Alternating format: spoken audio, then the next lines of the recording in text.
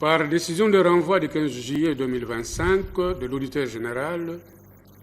des forces armées de la République démocratique du Congo, le sénateur à vie M. Joseph Kabila Kabange a été déféré devant la haute cour militaire aux fins de se voir jugé sur des faits tels que libellés ci-dessus sur les préventions. De la compétence de la haute cour militaire. Les règles de compétence étant d'attribution, la haute cour militaire apprécie sa compétence au regard de l'article 246, alinéa 1er du Code judiciaire militaire, qui dispose, quelle que soit la manière dont elle est saisie, la juridiction devant laquelle le prévenu est traduit apprécie sa compétence d'office ou sur déclinatoire. En effet, elle rappelle que cette appréciation d'office s'impose particulièrement lorsqu'une personne étrangère à l'armée est déférée devant le juge militaire. Il y a une jurisprudence de la haute cour militaire là-dessus, sur le RP 001/2024, affaire Corneille Lamba. La haute cour militaire observe en l'espèce que le prévenu Joseph Kabila Kabange, ancien militaire qui a démissionné de l'armée avant d'être élu président de la République démocratique du Congo, est actuellement revêtu de la qualité de sénateur à vie après avoir terminé ses mandats. C'est dire qu'il est une personne étrangère à l'armée, ne rentrera pas dans la catégorie de justiciable de juridiction militaire, tel que précisé par l'article 106 du Code judiciaire militaire. Cependant, elle note que celui-ci a été renvoyé devant le juge pour les préventions ci-après. Participation au crime de guerre par homicide intentionnel, tentative d'homicide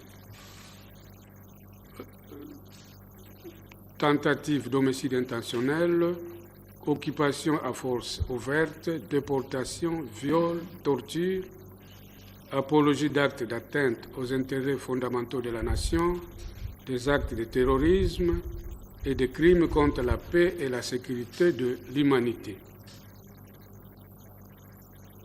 Trahison, complot, organisation de mouvements insurrectionnaires. La catégorisation de ces incriminations montre que certaines sont des infractions prévues par le Code pénal militaire, tandis que d'autres relèvent du Code pénal ordinaire. Elles ont été commises par la majorité à Goma, chef-lieu d'une de deux provinces où l'état de siège a été instauré par ordonnance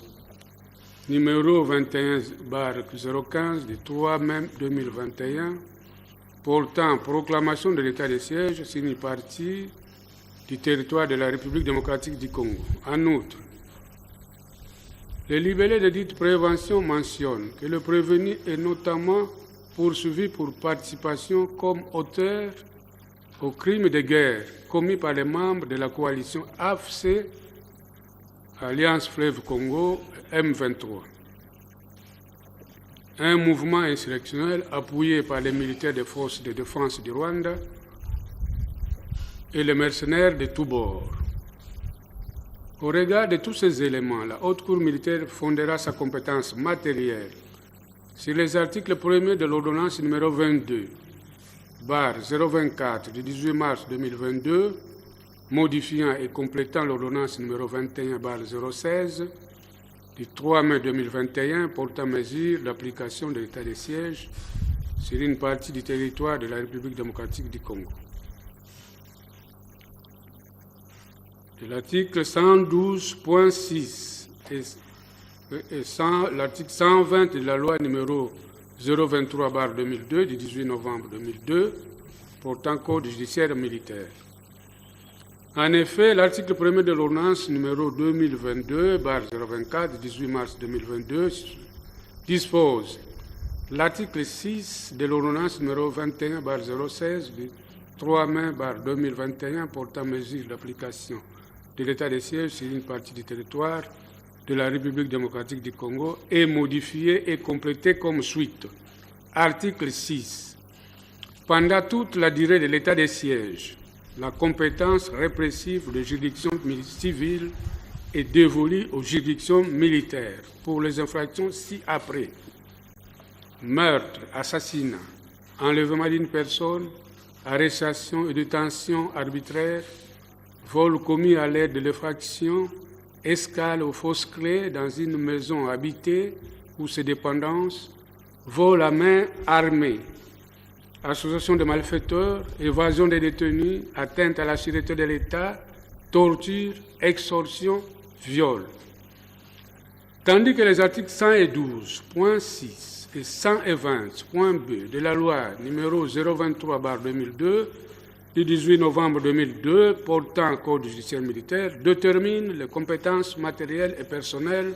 de juridiction militaire à l'égard de certaines personnes étrangères aux forces armées. En effet, l'article 112.6 dispose: sont également justiciables de juridiction militaire les membres des bandes insurrectionnelles.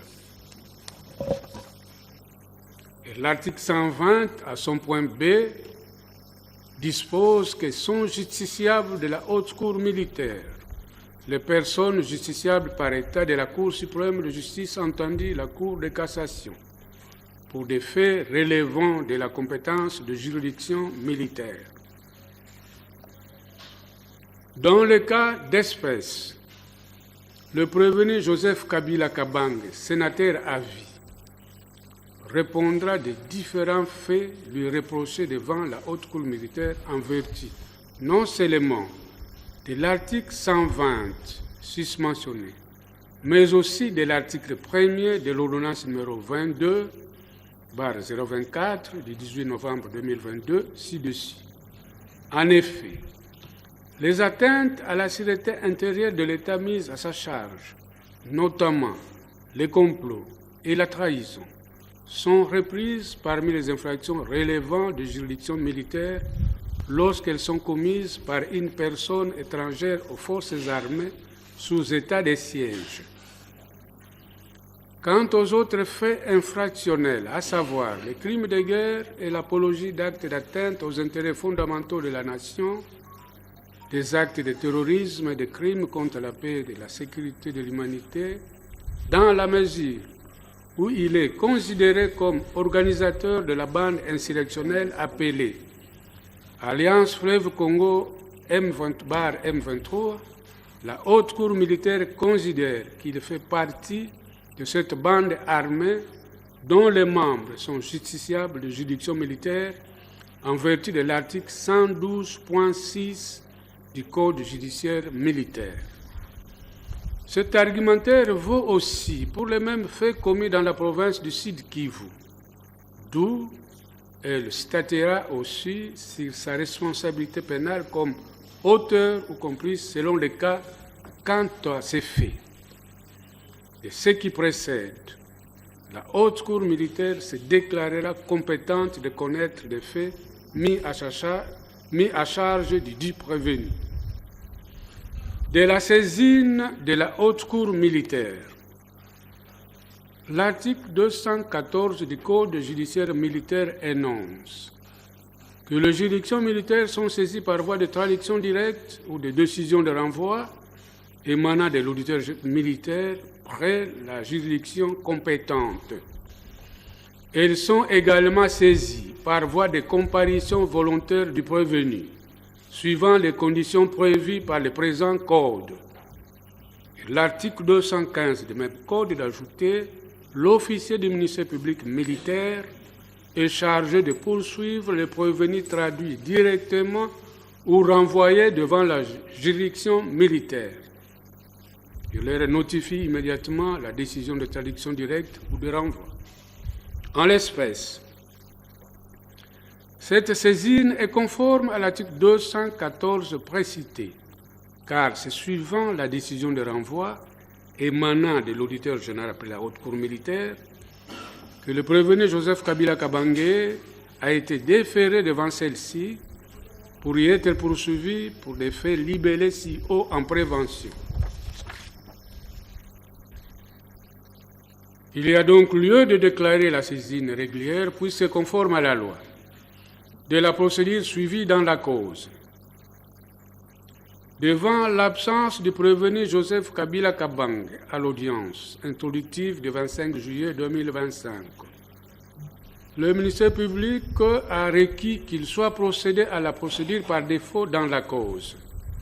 À cet effet, en effet, parlant du défaut, l'article 326 du Code judiciaire militaire dispose: lorsque le prévenu renvoyé ou traduit devant les juridictions militaires pour une infraction n'a pas pu être saisi, ou lorsque, après avoir été saisi, il s'est évadé, ou lorsque régulièrement cité, il ne se présente pas, le jugement est, en ce qui le concerne, rendu par défaut.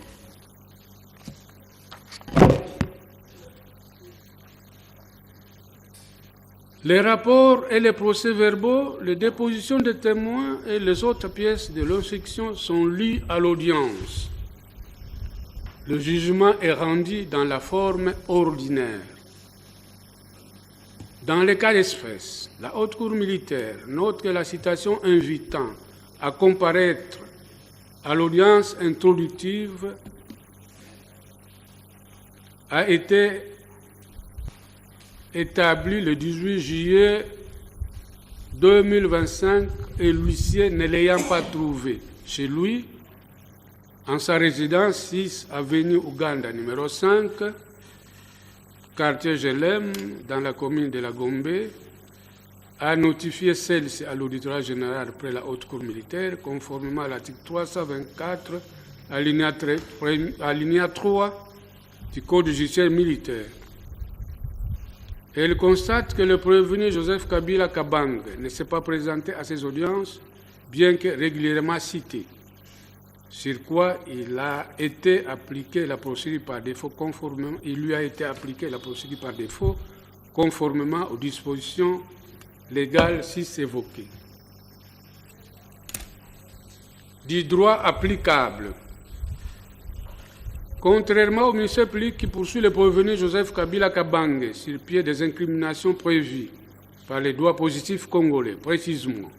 le Code pénal ordinaire et le Code pénal militaire, le Conseil de la partie civile RD Congo préconise l'application par la Cour de Séance dans la cause du statut de Rome de la Cour pénale internationale, lesquels, selon eux, n'appliquent pas la peine de mort et donnent la possibilité de confisquer le bien du dit prévenu. Ils ont invoqué qu'ayant été ratifié depuis le 5 mai 2002 par la RD Congo, son application par les juridictions congolaises devenait obligatoire. La Haute Cour militaire note que les incriminations pour lesquelles le prévenu est poursuivi sont toutes prévues par l'arsenal pénal congolais depuis la promulgation de la loi numéro 15/022 du 31 décembre 2015, modifiant et complétant le décret du 30 janvier 2040 portant code pénal, l'harmonisant avec le statut de la Cour pénale internationale qui le punit de mort. Elle rappelle ici que la compétence de la Cour pénale internationale étant complémentaire, les États partis dont la RD Congo ont souscrit à deux obligations, à savoir la coopération avec la Cour lors des enquêtes et les poursuites à mener pour le crime relevant de sa compétence, d'autre part, procéder à l'harmonisation de son droit pénal avec le dispositif du dit statut. En ce qui concerne la RD Congo, cette harmonisation a été faite à travers la loi susvisée. En conséquence, elle appliquera le Code pénal ordinaire et le Code pénal militaire dans cette cause. Exposé des faits. Il ressort de pièces du dossier dont la lecture a été faite pendant les audiences, de la visualisation des vidéos ainsi que des débats, que les faits de la présente cause qui ont un lien avec les conflits armés qui secouent l'Est de la République démocratique du Congo depuis plus de 25 ans, précisément dans les provinces du Nord Kivu, Sud Kivu et de l'Ituri, et qui se situent dans la période allant de 2003 à 2025, s'inscrivent dans le même cadre.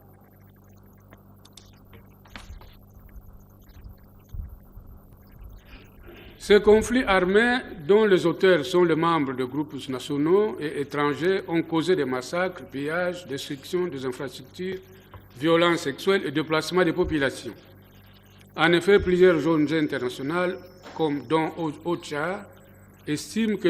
depuis le début des hostilités, plus de 7 millions de personnes ont été déplacées de leur milieu d'origine et la crise humanitaire qui s'en est suivie et qui s'ensuit a atteint son paroxysme avec la résurgence à partir du mois de novembre 2021 du mouvement rebelle du 23 mars, mouvement qui avait été défait militairement en 2023, lequel comprend deux branches, l'une militaire commandée par un certain Makenga et l'autre politique avec à sa tête un certain Bertrand Bisimwa. Il faut noter que l'histoire de ce mouvement tire son origine de trois rébellions qui avaient épimé l'Est du pays, à savoir la rébellion commandée par Gilles Moutebossi en 2004, celle d'Nkunda Batouar en 2008, le Congrès national pour le développement du peuple et le M23 en 2012 et des faits en 2013. Ces trois mouvements rebelles faisaient partie d'un processus savamment monté dans le but de désorganiser le pays en injectant des étrangers dans toutes ces institutions, y compris l'armée et les autres services de sécurité, à travers les opérations de brassage et de mixage. Il a alors été constaté que le nouveau mouvement M23 bénéficiait du soutien actif des forces de défense du Rwanda. Un armement super sophistiqué et très dissuasif au point de faire reculer les troupes de la MONUSCO, ce qui a permis au terrorisme de M23 de s'emparer le 13 juin 2022 de la cité de Bunagana, à la frontière avec l'Ouganda, en étendant rapidement leur contrôle sur plusieurs autres localités dans les territoires de Rutshuru, Masisi, Nyiragongo et Walikale, y aggravant ainsi la situation d'instabilité sécuritaire et de crise humanitaire. C'est sur ces entrefaites que le 15 décembre 2023, à Nairobi, au Kenya, M. Corneille Nangaa, celui-là même qui avait présidé la Commission électorale nationale indépendante en République démocratique du Congo de 2015 à 2021, avait annoncé la création d'un autre mouvement rebelle dénommé Alliance Fleuve Congo, AFC en sigle. Les deux mouvements ne tardèrent pas à coaliser et prirent la dénomination Alliance Fleuve Congo M23, dont M. Corneille Nangaa devint le coordonnateur.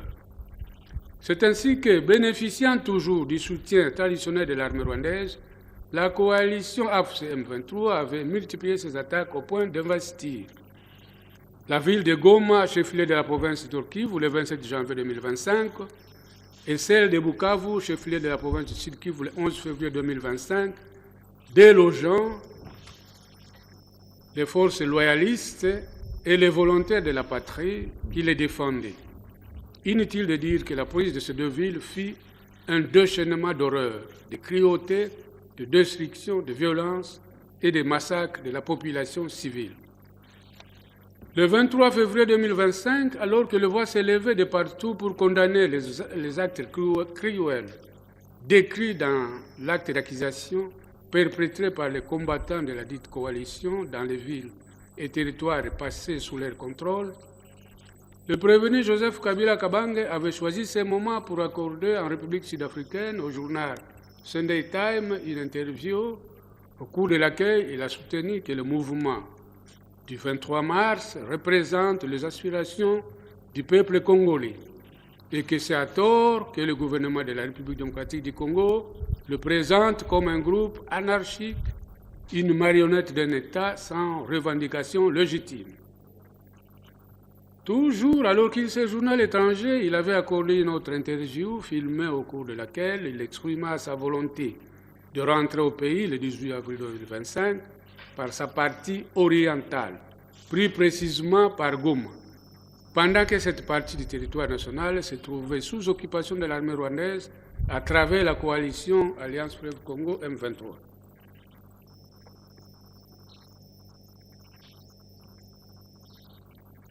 Joignant la parole à l'acte, le prévenu Joseph Kabila Kabange avait aussitôt concrétisé sa volonté exprimée lors de cette interview par son arrivée à Goma, peu après l'occupation de celle-ci par la coalition AFC-M23. Aussitôt dans la ville, il entreprit d'organiser sans tarder la coalition AFC-M23 par la convocation de plusieurs réunions dans le but de galvaniser ses collaborateurs. Il a été remarqué dans ces réunions la présence du journaliste Kikayabin Karoubi, son chargé de communication, du député national Nyarugabo, de M. Bertrand Bissimoa, M. Saïba, ancien DG de l'OGFREM, M. Corneille Naga lui-même, lesquels étaient venus tous faire allégeance à leur autorité suprême. Il a lieu de signaler ici que le prévenu précité ne convoquait pas ces réunions pour y parler de la paix, mais celles-ci étaient de véritables réunions d'état-major qui décidaient de la conduite des hostilités. Cela est d'autant plus vrai que parallèlement à ces réunions, la coalition AFC-M23 fortifiait ses positions,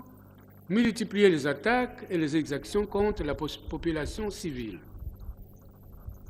Ensuite de ces réunions, il effectua des inspections dans les centres d'instruction, d'abord à Rumangabo, où les troupes étaient en formation, puis à Tchanzu, dans les territoires de Rutshuru, en passant par Ruwengeri au Rwanda, où il avait clôturé la formation militaire des civils recrutés des forces.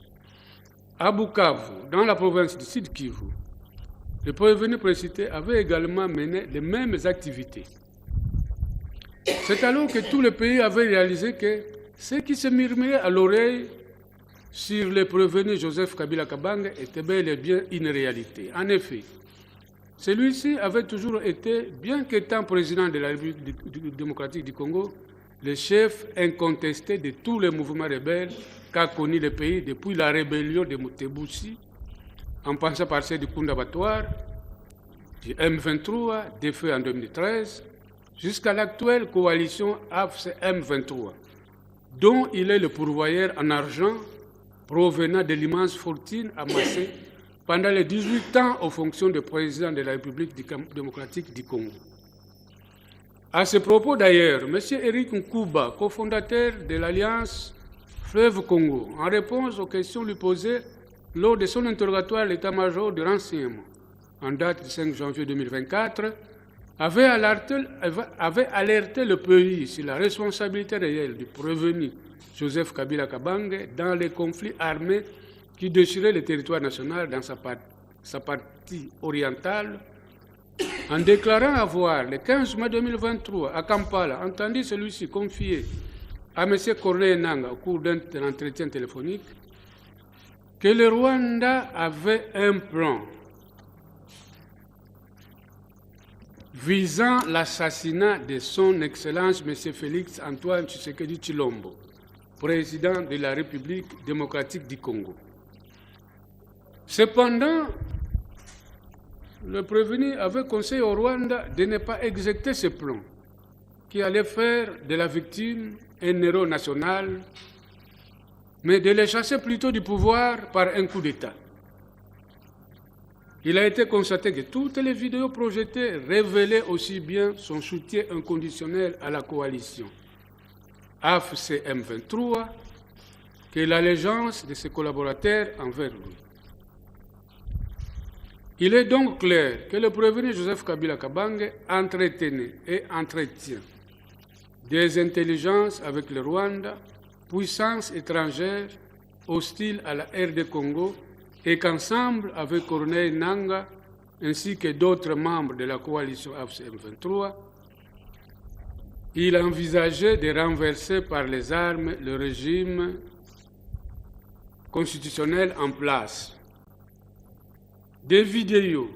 des documents versés au dossier de la cause et exploités par la Haute Cour militaire mettent en évidence les activités du prévenu Joseph Kabila Kabange depuis son arrivée dans la partie occupée et décrivent les abominations perpétrées par lui à travers la coalition AFC M23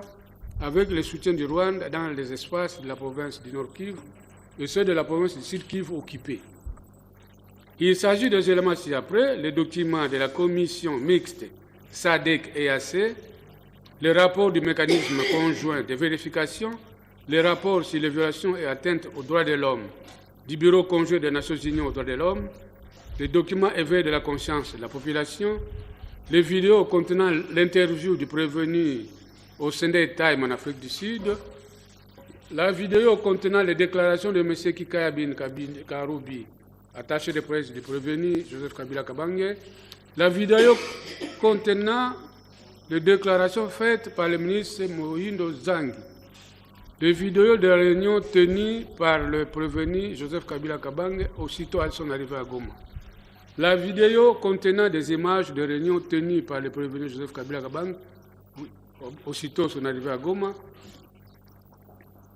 Aussi, les rapports établis par le bureau conjoint révèlent que le 3 mai 2025, la coalition AFC M23 a lancé une attaque aérienne ciblée par le largage de 5 bombes dans le camp de déplacés de Lushagala et de Mugunga, qui causa des pertes en vie humaine de 31 personnes, en l'occurrence les nommés Jafé Bienda, Nyarashiba Mana, Bébé Masseri, Bébé Salama, Bébé Akishante Boré, Bébé Asfiwe, Bébé Mahoro, Bébé Ani Salima, Bébé Priska, Bébé Nera, Bébé Fola, Bébé Sifa, Bébé Ndaire, Bébé Sifa, Bébé Toumoussifou.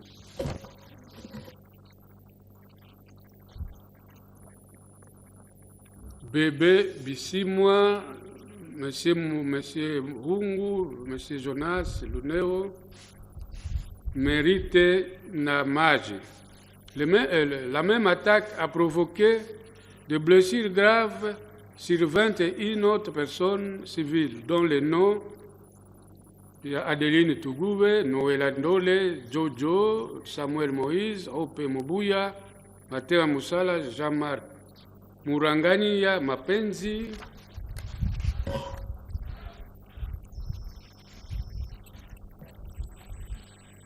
Kabumba, Nema, Théophile, Imani Nabo. Le 9 février 2025, 13 jours après la prise à force ouverte de la ville de Goma en date du 27 janvier 2025, des milliers de déplacés internes vont subir une déportation forcée depuis les camps de Bulengo, Buchagala et Kanyarutunya vers une destination inconnue et c'est en violation des conventions de Genève protégeant les personnes civiles. Le 11 février 2025, à Niragogo, plus précisément dans la localité de Kiziba 2, le terrorisme de la coalition AFC M23 ont exécuté sommairement le chef de localité et 3 membres de sa famille. Le 25 février, toujours à Niragogo, mais dans la localité de Ngangi, ils vont commettre l'homicide collectif de 15 hommes, brûlés vifs à l'intérieur d'un bistrot. Le 28 février 2025, ils ont lancé une attaque contre l'hôpital CBCA Nosho. Cette attaque sera suivie de l'enlèvement et de la détention de 116 patients soupçonnés d'être des militaires ou affiliés à l'armée nationale. Le 11 mars 2025, un mois après la prise à force ouverte de la ville de Bukavu, le 11 février 2025, 5 éléments de la coalition AFC M23 ont violé en présence de son fils une femme, précisément au camp militaire de Sayo. Le 3 mars 2025, des éléments de la coalition AFC M23 ont torturé un homme âgé de 22 ans. le suspecta d'être en contact avec les FARDC le 18 mars 2025. Ils ont, à Bukavu, violé une femme lors d'une incursion effectuée dans un centre médical. Le 25 2025, ils ont, dans le territoire de Walungu, plus précisément Munzinzi, commis l'homicide intentionnel de 17 civils, dont les 10 ci-après ont été identifiés. Tahururua, Mugula, Bisimwa, Pindu, Mwene, Bugome, Machanza. Tels sont les faits pour lesquels le prévenu a été renvoyé devant la haute cour militaire. De l'analyse des faits selon leur matérialité. Dans leur ensemble, les parties civiles s'accordent sur le fait que le prévenu Kabila Kabange a effectivement, par l'interposition de la coalition M23, commis les faits reprochés par l'organe de la loi et que ces faits ont causé d'énormes préjudices à la République démocratique du Congo, lesquels sont d'ordre moral, matériel et financier et méritent une réparation équitable. Pendant certains conseils, la partie civile RD Congo. Cependant, certains conseils, la partie civile RD Congo, entre autres, Maître Bondo Bonchi Jean-Marie, Kabengele Ilunga, et Maître Bondo Bonchi Jean-Marie Kabengele Ilunga et Samuel Dimoué Mpaka sont allés plus loin en affirmant que, selon eux, le prévenu Joseph Kabila était un étranger, plus précisément un sujet rwandais. En appui de leur position, ils ont allégué que l'organe de la loi n'a pas prouvé la détention par les 10 prévenus d'un certificat de nationalité congolaise, alors qu'il le poursuit pour l'infraction de trahison sur pied de l'article 182 du Code pénal congolais tel que modifié et complété à ce jour. En outre, ils ont produit devant la haute juridiction des témoignages, notamment celui du professeur Ngoï Moukena, ancien ministre de la Défense nationale et ancien combattant, de l'honorable Willy Mishiki, Sirbosolo, na politique, du 16 juin 2025, en rapport avec l'identité congolaise du prévenu. Quelques écrits des chercheurs de portée internationale et des documents dont le pacte de Nairobi de 2007 et le pacte de Nairobi sur la stabilité des pays des Grands Lacs en 2013, sur lesquels le prévenu Joseph Kabila Kabange avait apposé les lettres AKH comme signature qui, selon eux, représentaient son vrai nom Hippolyte Kanambe. Enfin, dans le cas d'espèce, ils ont également prétendu que ce dernier, qui est fondateur et financier du mouvement terroriste AFC-M23, était également le pourvoyeur en moyens financiers des mouvements rebelles qui sèment terreur et mort d'hommes dans la partie est de la RD Congo. Moyens financiers puisés dans le gigantesque patrimoine qu'il s'est acquis depuis 2001 jusqu'à ce jour. Tirant les conséquences de leurs allégations, ils ont sollicité de la haute cour militaire de se prononcer sur la nationalité du prévenu et par ricochet sur la réqualification des faits de trahison retenus par le ministère public en fait d'espionnage prévu et puni par les articles 185 du Code pénal congolais et 129 du Code pénal militaire, et de les priver, c'est-à-dire de confisquer, sous réserve de biens nécessaires à la survie du prévenu, ainsi que de ses dépendants, de tous ces biens qui lui facilitent la commission des infractions pour lesquelles il est poursuivi. Par ailleurs, plaidant après la réouverture des débats, la partie civile RD Congo a, par la bouche de ce conseil, Maître Bondo et Kabengela, allégué que la haute cour militaire devait faire application de la peine de la confiscation spéciale comme peine complémentaire facultative afin de retirer au prévenu la capacité financière de soutenir le terrorisme et les activités subversives. Un autre de ces conseils, Maître Kalengi, bien qu'il soit du même avis que ces deux précédents confrères, a sollicité que la Cour de Séan ordonne cette confiscation conformément aux prescrits de l'article 1er de l'ordonnance loi numéro 71/081 du 2 septembre 1971 relative à la confiscation de biens des personnes condamnées pour vol de substances précieuses, qui dispose qu'en cas d'infraction au décret du 20 avril 1978, tel que modifié et complété par l'ordonnance loi numéro 22 et 56, respectivement du 12 et 31 décembre 1969, tendant à renforcer la protection contre les vols de substances précieuses. En outre, la même partie civile, donc RD Congo, a, par le canal de ce même Conseil, sollicité de la Haute Cour militaire de ne pas faire application de la peine de mort, mais des peines prévues au statut de Rome, instituant la Cour pénale internationale conformément à l'article 77 qui a établi la nomenclature suivante, à savoir A. Une peine d'emprisonnement à temps de 30 ans au plus, une peine d'emprisonnement à perpétuité, si l'extrême gravité du crime et la situation personnelle du condamné le justifient, avec possibilité d'application de peines complémentaires et de preuves, la confiscation de biens et avoir tiré directement ou indirectement du crime, sans préjudice des droits des tiers de bonne foi.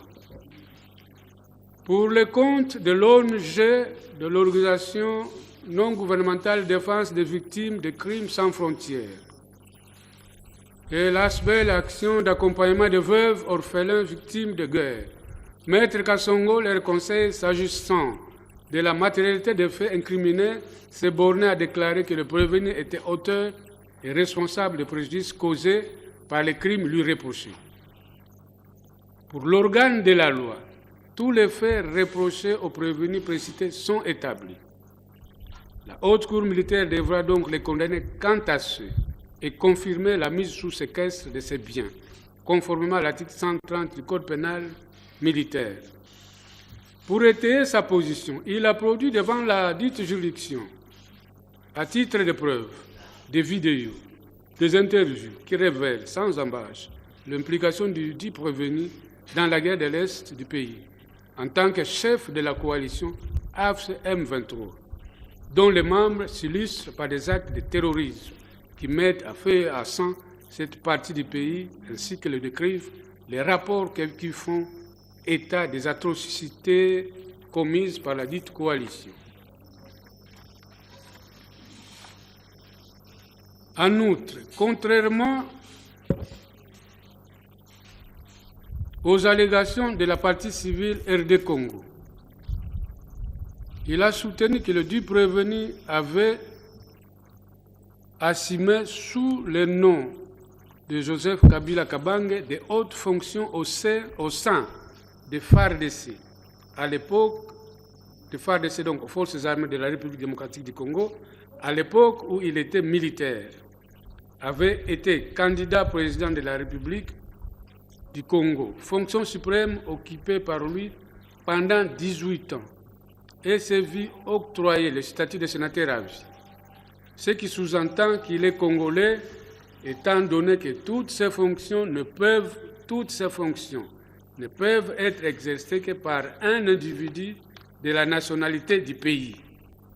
Enfin, il a affirmé avoir obtenu du Sénat l'autorisation de poursuite du prévenu sous ce même nom connu. Par ailleurs, tout en maintenant le cadre défini par l'acte de saisine de la Haute Cour militaire, l'organe poursuivant a néanmoins jugé légitime la demande de la requalification des faits de la dite partie civile, d'autant plus a-t-il indiqué qu'il existait en droit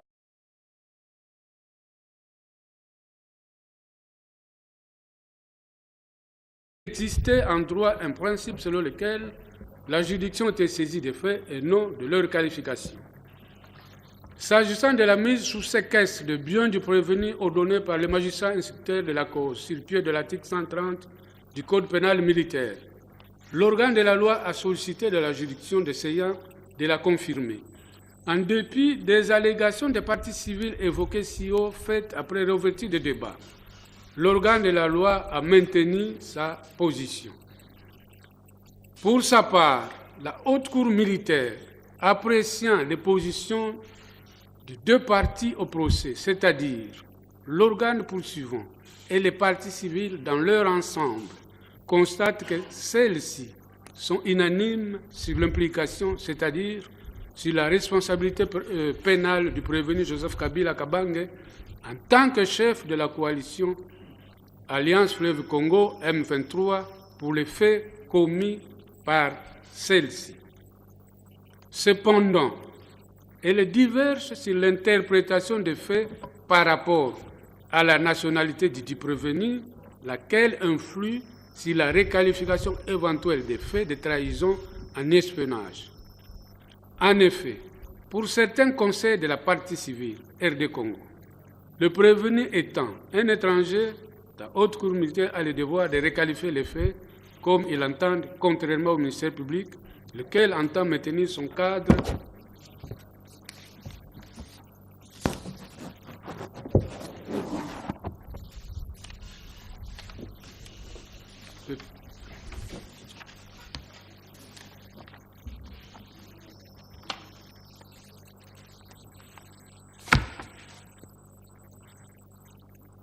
lequel entend maintenir son cadre de saisine tout en proposant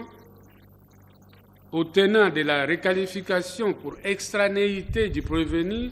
de s'adresser au gouvernement conformément à l'article 29 de la loi numéro 04/024 du 12 novembre 2004 sur la nationalité. La Haute Cour militaire note que les parties sont libres de présenter leurs observations au cours d'une procédure et partant solliciter par leurs conclusions la qualification correcte des faits.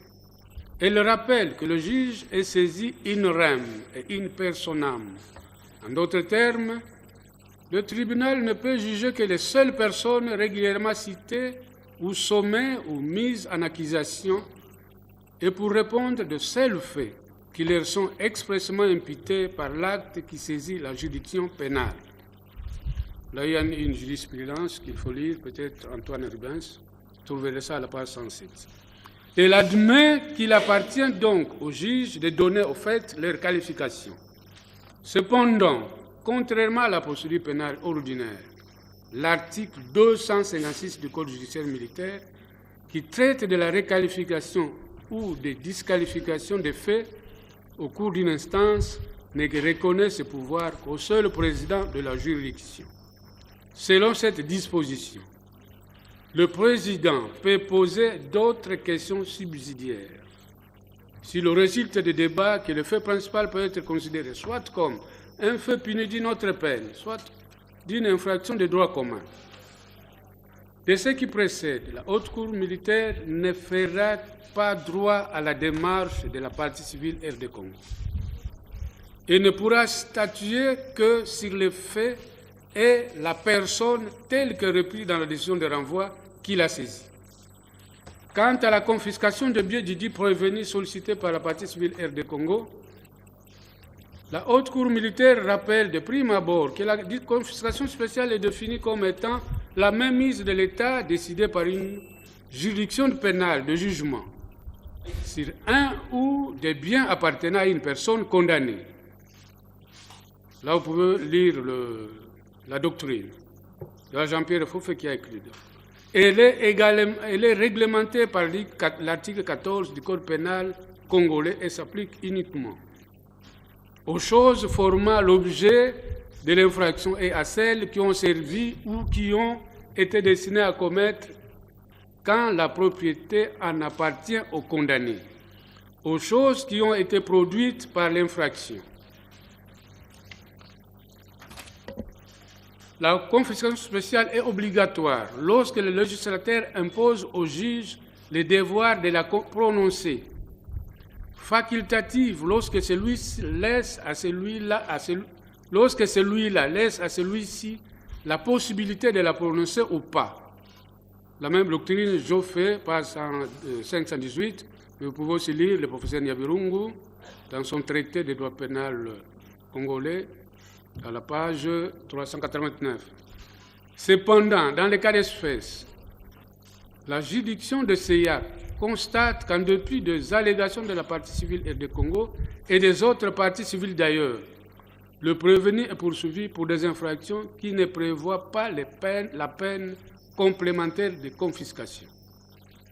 et ne prononcera donc pas la confiscation sollicitée faute de base légale.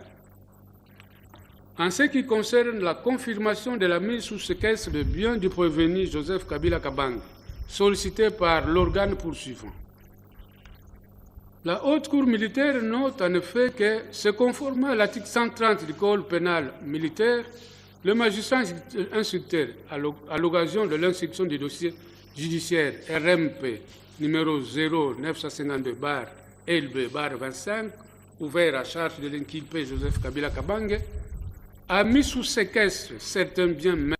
meubles supposés appartenir à ces derniers, dont la liste est versée au dossier de la cause. Il en est de même du certificat d'enregistrement numéro volume 539 folio 151 portant sur une parcelle de terre située au numéro 7557 du plan cadastral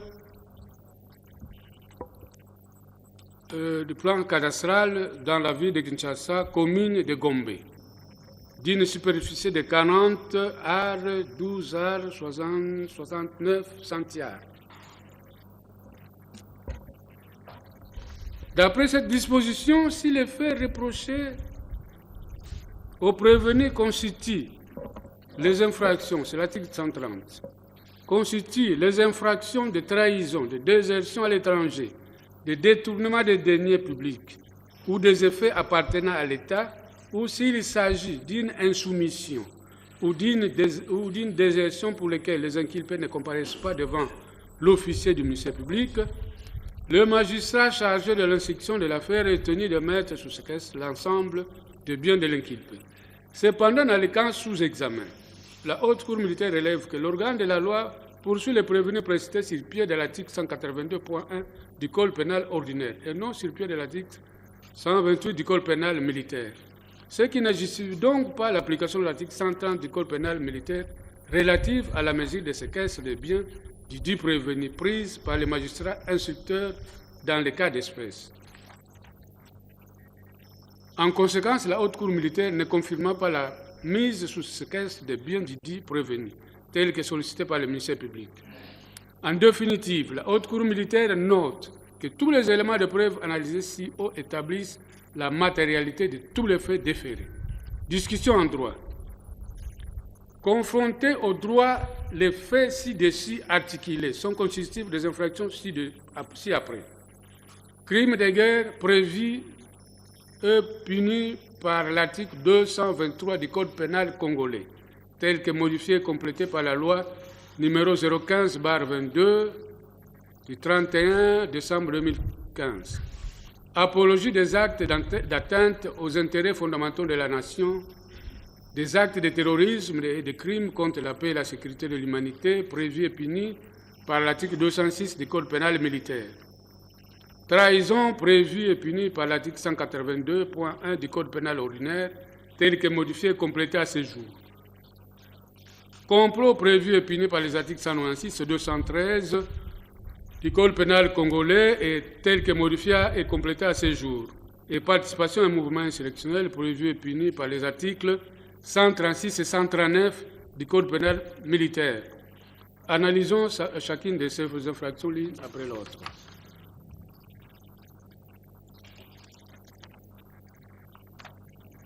Des crimes de guerre commis par la coalition AFC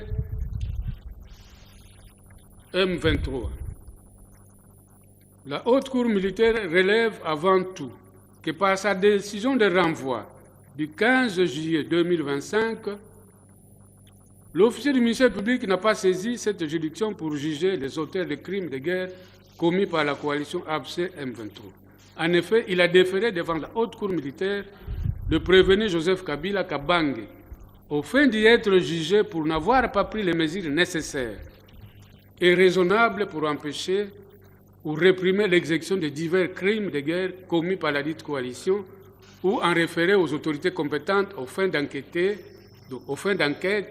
et de poursuite alors qu'ils savaient ou auraient dû savoir en tant que responsables ou en raison de circonstances que les membres de cette coalition commettaient ou allaient commettre ces crimes. Cependant, avant d'établir la responsabilité pénale du prévenu susnommé, si le crime de guerre commis par la coalition Alliance Fleuve Congo par M23, il sied au préalable d'établir en droit que ces crimes dont la matérialité a été établie lors de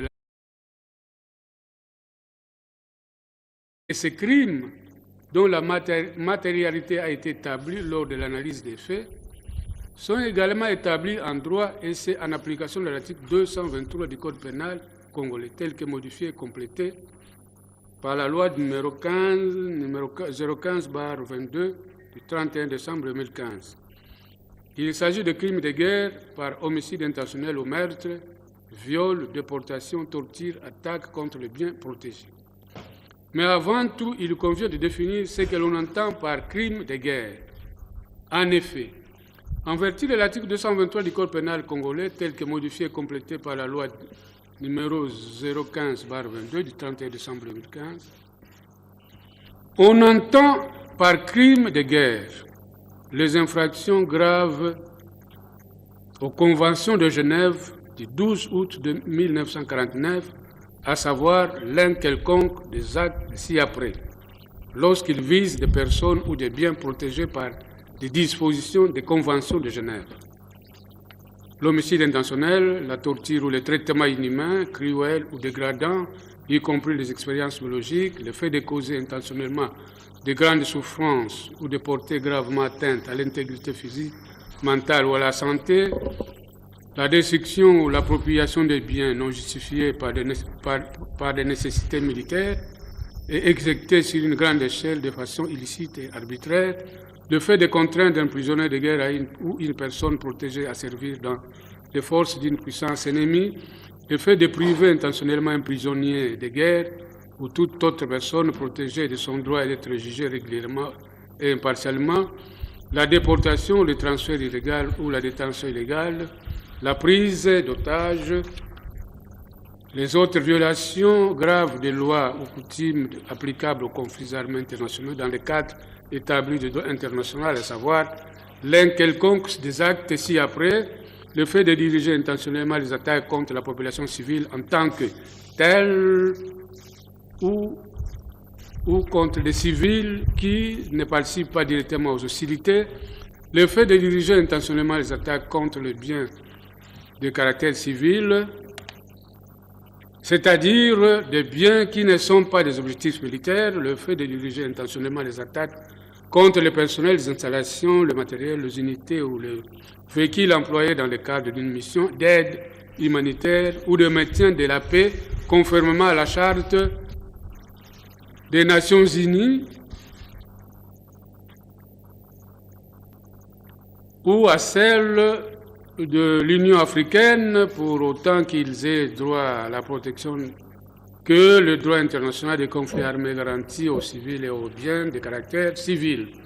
Le fait de diriger intentionnellement une attaque en chassant qu'elle causera incidemment des pertes en vie humaine dans la population civile,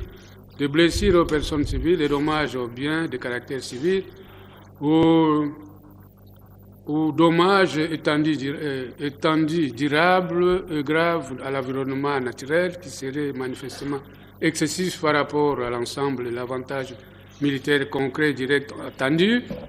Le fait d'attaquer ou de bombarder par quelque moyen que ce soit des villes, villages, habitations ou bâtiments qui ne sont pas défendus et qui ne sont pas des objectifs militaires, le fait de tuer ou de blesser un combattant qui a déposé les armes ou n'ayant plus de moyens de se défendre, de se rendre à discrétion, le fait d'utiliser indûment le pavillon parlementaire, le drapeau ou des insignes militaires et l'uniforme de l'ennemi ou de l'Organisation des Nations Unies, de l'Union africaine ou de toute autre organisation internationale, ainsi que les signes distinctifs prévus par les conventions de Genève, et ce faisant de causer de la perte de vies humaines ou de blessures graves. Les transferts directs ou indirects par une puissance occupante d'une partie de la population civile dans les territoires qu'elle occupe, ou la déportation ou le transfert à l'intérieur ou hors du territoire occupé de la totalité ou d'une partie de la population de ces territoires. Le fait de diriger intentionnellement les attaques contre les bâtiments consacrés à la religion, à l'enseignement, à la culture, à l'art, à la science ou à l'action caritative des mouvements historiques, des hôpitaux et des lieux où des malades ou des blessés sont rassemblés à condition qu'ils ne soient pas des objectifs militaires. Le fait de soumettre des personnes d'une partie adverse tombées à son pouvoir à des mutilations ou à des expériences médicales ou scientifiques, quelles qu'elles soient, qui ne sont ni motivées par un traitement médical dentaire ou hospitalier, ni effectué dans l'intérêt de ces personnes, et qui entraînent la mort de celles-ci ou mettent sérieusement en danger leur santé. Le fait de tuer des blessés par traîtrise des individus appartenant à la nation ou à l'armée ennemie, le fait de déclarer qu'il ne sera pas fait des quartiers, le fait de détruire ou de saisir le bien de l'ennemi, sauf dans les cas où ces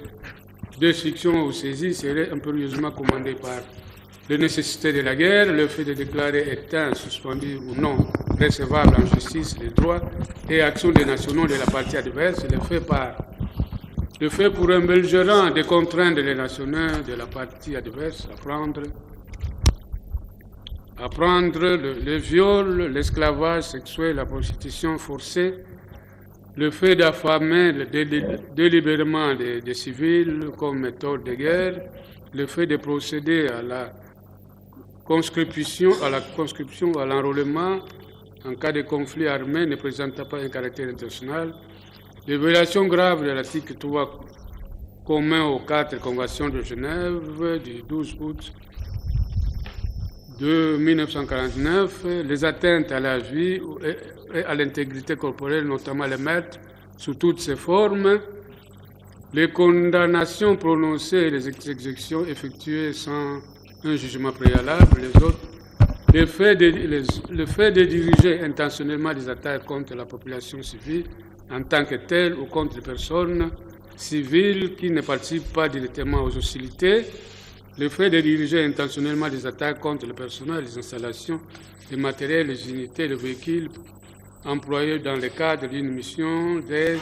humanitaire ou de maintien de la paix conformément aux chartes des Nations Unies, le fait de procéder à la conscription ou à l'enrôlement d'enfants de moins de 18 ans, le fait d'ordonner le déplacement de la population civile pour des raisons ayant trait au conflit, le fait de tuer ou de blesser par traîtrise un adversaire, le fait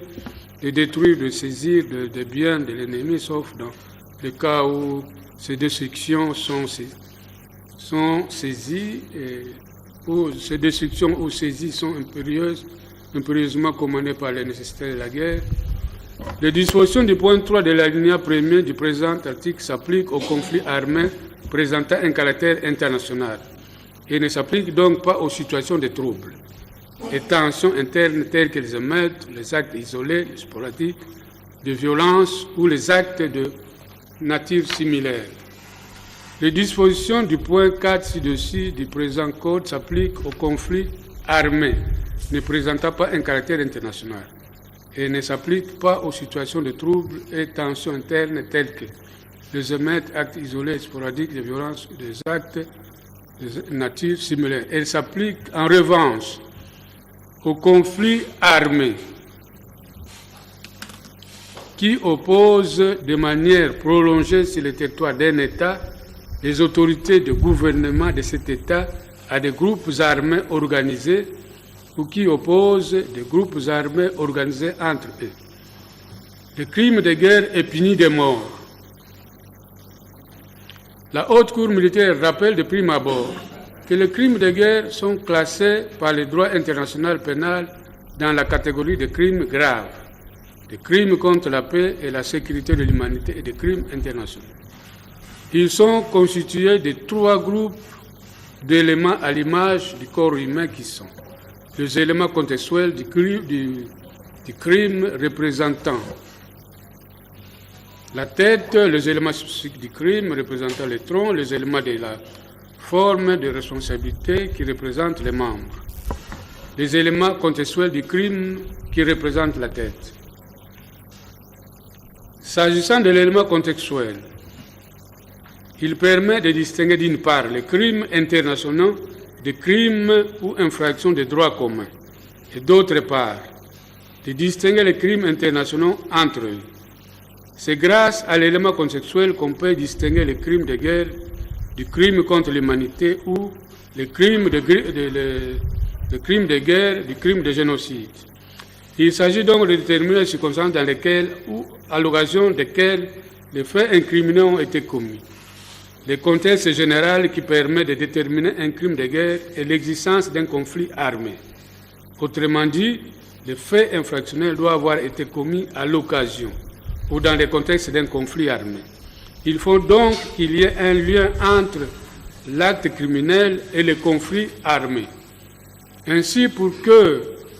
cet élément soit établi, il faut la réunion de 4 éléments stricto sensu suivants. L'existence d'un conflit armé interne ou international, le lien entre le crime et le conflit armé, la victime doit être une personne protégée par les conventions de Genève de 1949, l'auteur doit avoir eu connaissance des circonstances des faits établissant l'existence d'un conflit armé. 1A. L'existence d'un conflit armé interne ou international. Un conflit armé existe chaque fois qu'il y a recours à la force armée, entre États ou entre les autorités gouvernementales et des groupes armés organisés, ou entre de tels groupes au sein d'un État. Il y a une jurisprudence de la Cour du tribunal pénal international de Yougoslavie. La jurisprudence internationale relève que 2 critères doivent être pris en compte pour déterminer l'existence d'un conflit armé, à savoir l'intensité du conflit et l'organisation des parties. Le conflit armé peut avoir un caractère international ou un caractère non international. Lorsque le conflit oppose 2 ou plusieurs groupes armés nationaux entre eux, ou un groupe armé national avec l'armée régulière, on parle d'un conflit armé à caractère non international. Par contre, lorsqu'un conflit armé oppose 2 États ou leurs armées, on parle là d'un conflit armé international. Dans le cas d'espèce, il s'agit d'un conflit armé transnational, en ce que ce conflit armé oppose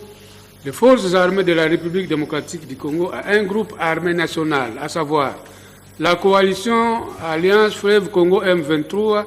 avec cette particularité que la dite coalition est militairement appuyée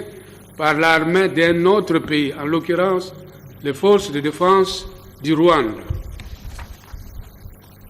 Il y a lieu de rappeler que le conflit armé transnational est assimilé en droit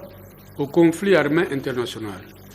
Pour déterminer l'existence d'un conflit armé, on tient compte de l'intensité du conflit et l'organisation de parties belligérantes. Jurisprudence de la Cour pénale internationale pour le Rwanda. L'intensité de ce conflit se traduit par sa durée dans le temps, soit en cas d'espèce de 2021 à ce jour. L'ampleur de ces conséquences marquées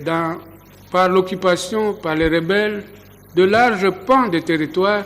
et le déplacement massif de milliers de personnes fuyant les zones de combat tant ceux-ci sont intenses.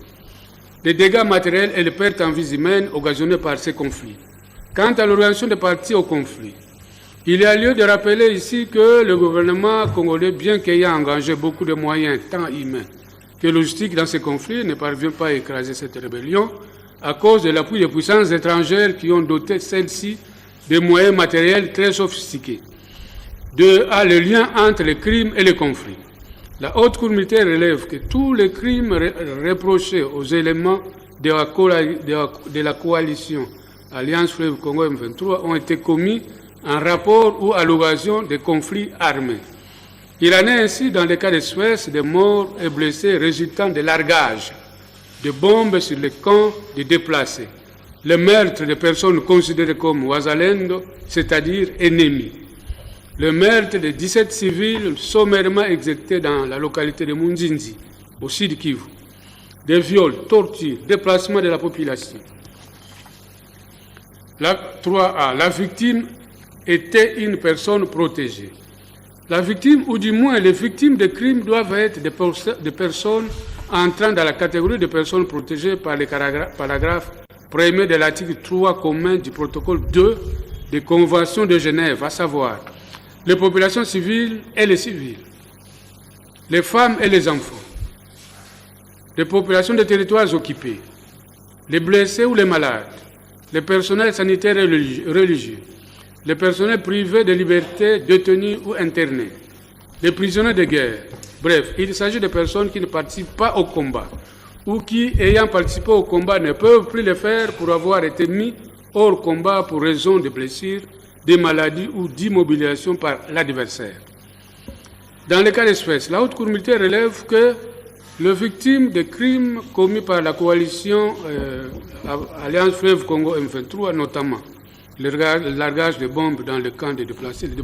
la déportation, le viol, les tortures, sont principalement des personnes civiles qui ne prenaient nullement part au combat, au conflit.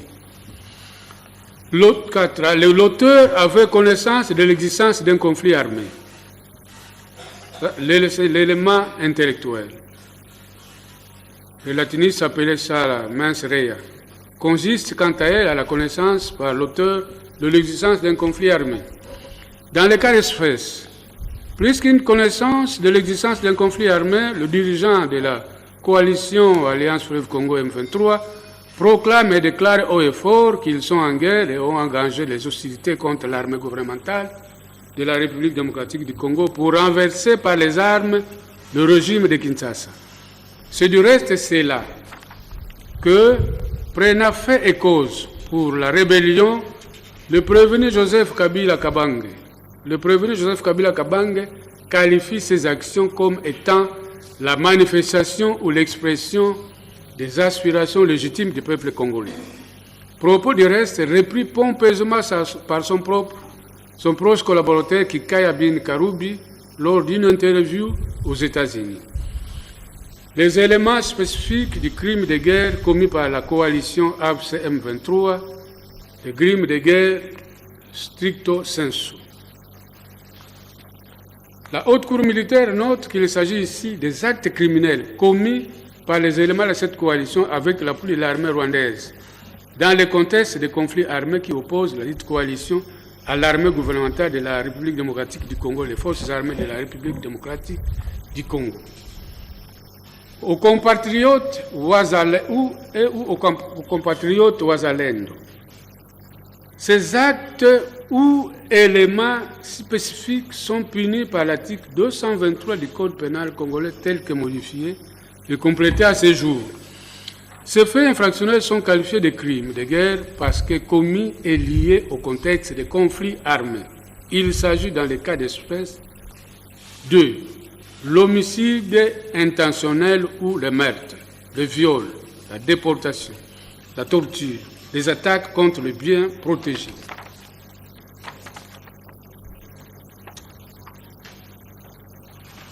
Point 1. L'homicide intentionnel ou le meurtre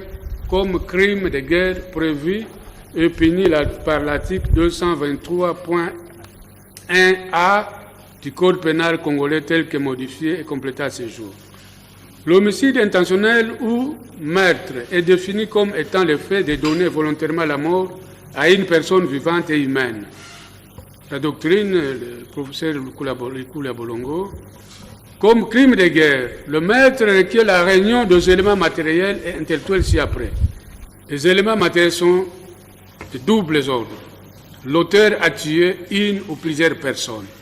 Il faut que l'auteur ait causé la mort d'une ou de plusieurs personnes.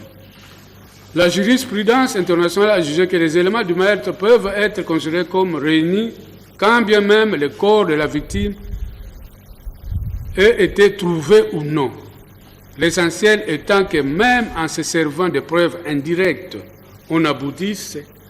à la conclusion, la seule possible et raisonnable, que la victime est morte. Il y a une jurisprudence à Katanga. Par ailleurs, l'accusation n'a pas besoin d'établir l'identité précise de la victime ou de l'auteur. Le TPTR s'est prononcé en ce sens.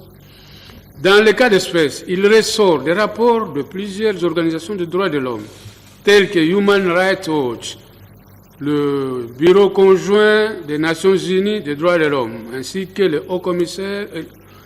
Commissariat des Nations Unies aux droits de l'homme, que à Goma, le 3 mai 2004, les rebelles de la coalition Alliance Fleuve Congo M23 ont donné la mort à 31 personnes, de suite des éclats de 5 bombes larguées sur le camp des déplacés de Lushagala et de Mugunga.